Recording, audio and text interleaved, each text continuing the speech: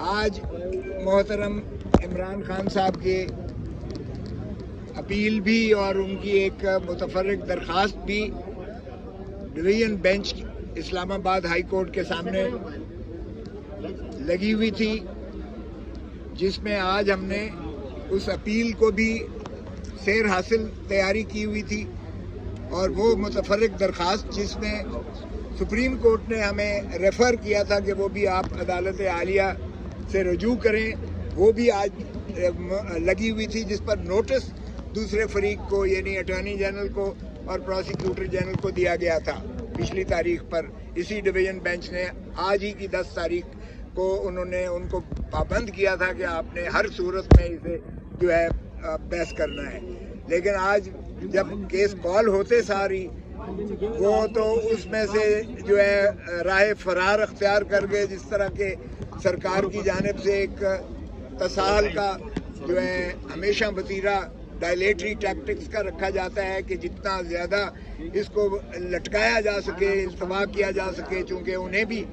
پتہ ہے کہ اس میں ان کے پاس کوئی شواہد اور ثبوت محترم عمران خان صاحب کے خلاف نہیں ہے، تو اس طرح راہ فرار جو ہے ہمیشہ اختیار کرنے کی ان کی آج بھی جاری و ساری رہی۔ اور انہوں نے کہا کہ جی ہمارا جو ہے وکیل وہ ایڈوکیٹ جنرل پنجاب بن گئے ہیں، جو الیکشن کمیشن آف پاکستان کے امجد پرویز صاحب تھے، جو وکیل صاحب تھے، وہ ان کو انعام کے طور پر ایڈوکیٹ جنرل پنجاب بنا دیا گیا ہے، جنہوں نے یہ ہماری دلاور محمود صاحب سے سزا کروائی تھی۔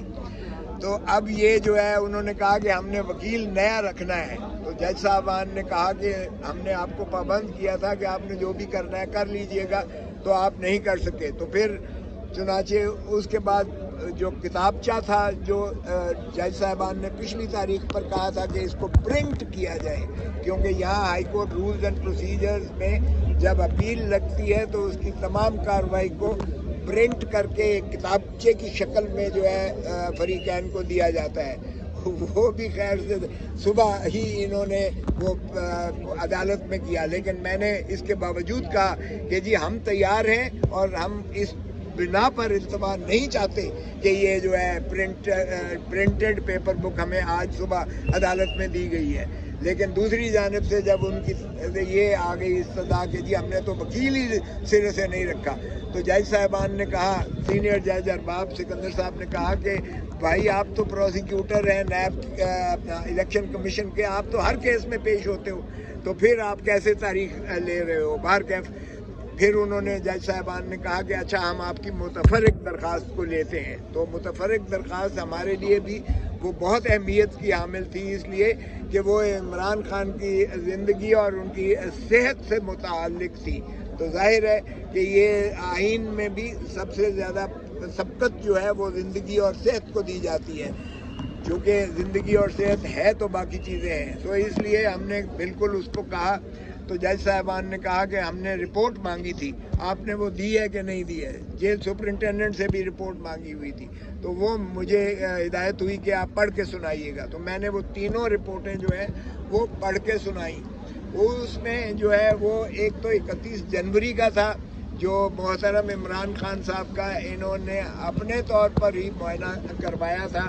جس میں ان کی جو ہے داہنی آنکھ کی جو بینائی ہے وہ ریٹنا کا جو پرابلم تھا وہ اس کے بارے میں انہوں نے رپورٹ کی کہ ان کا۔ پھر دوسری رپورٹ جو تھی وہ اور یہ چونکہ سپریم کورٹ کے پاس جب فرینڈ آف دا کورٹ بنایا تھا تو یہ 10 مارچ کے حکم میں یہ 12 مارچ کو اس نے جو ہے 12 مارچ 2026 کو یہ رپورٹ داخل کروائی تھی عدالت میں، اور اس دن جو ہے عدالت عظمیٰ نے یہ فیصلہ کیا تھا کہ آپ معاملات کو ہائی کورٹ میں لے کر جائیں۔ تو یہ 10 مارچ سے پہلے کی جو یہ رپورٹ تھی، جس کے بارے میں ہمارے تحفظات یہ تھے کہ یہ رات کی تاریکی میں محترم عمران خان صاحب کو یہ پمز میں لے کر گئے اور 20 منٹ کا پروسیجر کر کے ان کو وہاں سے فارغ کر دیا گیا، اور ایسا اخفاء رکھا گیا کہ کسی کو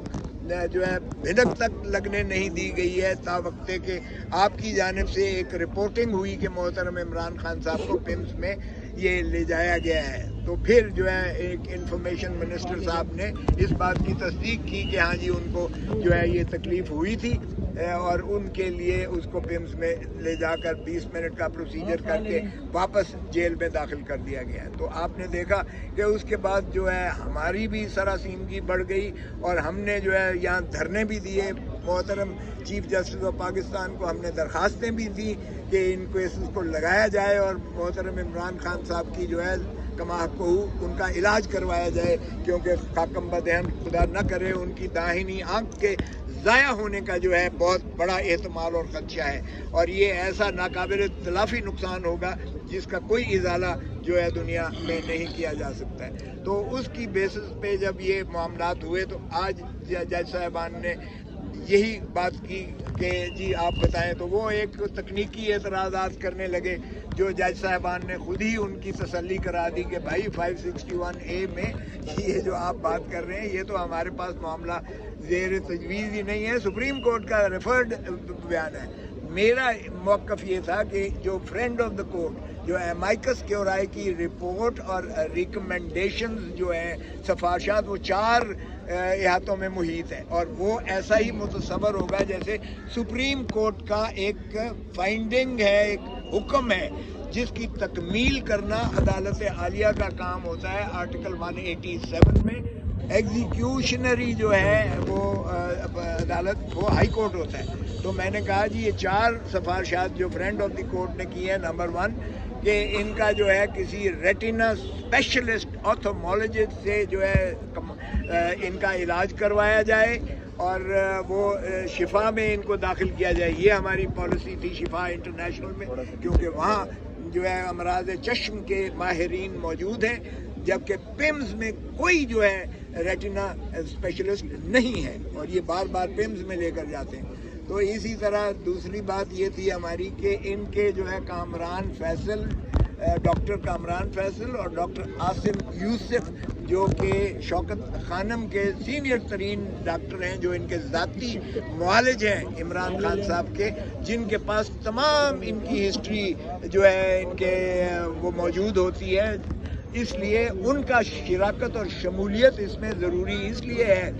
جج صاحبان نے پوچھا کہ کیا یہ ریٹینا اسپیشلسٹ ہیں، تو میں نے عرض کیا کہ جناب ریٹینا کی مرض کی تشخیص کے لیے آپ کو یہ جنرل سارا جو ہے یہ معائنہ اس لیے ضروری ہے کیونکہ یہ کلاٹنگ آف بلڈ، یہ خون کا لوتھڑا، یہ کہاں سے آیا ہے؟ یہ دل سے آیا ہے، یہ دماغ سے آیا ہے، یہ کہیں وین سے آیا ہے. تو یہ جب تک آپ اس کا جنرل جو ہے یہ وہ انالیسز اس کا معائنہ نہیں کریں گے ہر چیز کا، تب تک اس کی تشخیص نہیں ہو سکتی ہے. اور جنرل چونکہ سارا ان ڈاکٹر کامران فیصل اور ڈاکٹر عاصم یوسف کے پاس سارا جو ہے ان کا وہ موجود ہے ریکارڈ، ان میں سے ان کو شراکت ضروری کی جائے. تو یہی ریکمنڈیشن. تیسرا بات یہ ہے کہ فیملی کو کیوں کر جو ہے وہ نظر انداز کیا جاتا ہے، کیونکہ جیل مینول میں بھی، جیل رولز میں بھی یہ لکھا ہوا ہے کہ جب بھی اس کے کوئی عارضہ ہوگا ایسا تو فوراً اس کی فیملی کو انٹیمیٹ کیا جائے گا. انٹیمیٹ کا مطلب یہ نہیں ہے کہ صرف ان کو بتا دیا جائے گا، اس کا مطلب یہی ہوتا ہے کہ اگر وہ اپنا علاج کروانا چاہے اپنے پیاروں کا تو وہ اپنا علاج اپنی تسلی کے مطابق اور ان کی ریکوائرمنٹ کے مطابق کروایا جائے. اور چوتھا ہمارا یہی تھا کہ جناب وکلاء کو اگر آپ ملاقات نہیں کرنے دیتے، انہیں رپورٹیں نہیں دیتے ہیں، تو ظاہر ہے کہ وکیل تو ان کی کیسے جو ہے ان کے کیس کو جو ہے نمائندگی کر سکتا ہے اور اس کا طوالت اور تسلسل سے اس کا جو ہے رسائی ہونا ضروری ہو. تو آج انہوں نے ان کو بھی سنا، تو انہوں نے جو ہے ان چیزوں پر پرسوں کے لیے انہیں بھی کہا کہ آپ بھی اس کی تیاری کر لیں. اور ان کے اعتراضات جو تھے سرکار کی جانب سے وہ سمریرلی جج صاحبان نے مسترد کر دیے. جو انہوں نے تکنیکی اعتراضات کیے تھے کہ یہ قابل پذیرائی نہیں ہے یہ درخواست وغیرہ وغیرہ، وہ اس پر تو ہے. تو باقی انہوں نے کہا کہ اس چیز کے لیے پرسوں کے رکھ لیتے ہیں، کیونکہ جج Soomro justice one of the ججز، ایک جج صاحب کی طبیعت ذرا ناساز تھی، اس لیے یہ پرسوں کے لیے رکھا ہے. باقی کی صاحب یہ بتائیں کہ ایک منٹ بات کریں، صرف 1 سیکنڈ میں بات کریں. تو بسم اللہ الرحمن الرحیم. کوسا صاحب نے تفصیل کے ساتھ بات کی ہے